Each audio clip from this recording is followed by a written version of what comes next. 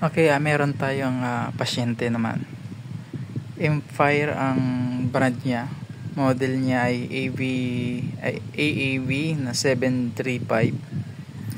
Ang issue nito ay no audio. Meron siya ang putok na parts sa may parting protection area. Pilitan din natin yung kalawang. Tapos napalitan na natin yung problema dito. Ayaw pa rin mag-click ng relay. Meron parang problema pa sa amplifier section. Prepare din tayo doon. Yan. Ang supply pala nito ay nasa 39 volts lang. Ayun, 17 at 39 lang.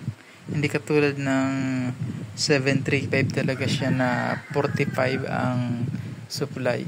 Ito ay medyo mababa, almost 2 inch lang siyang transformer.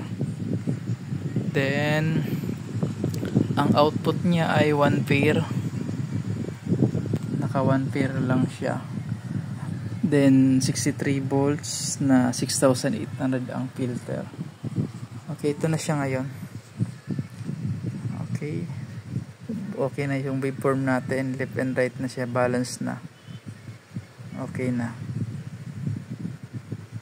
na to.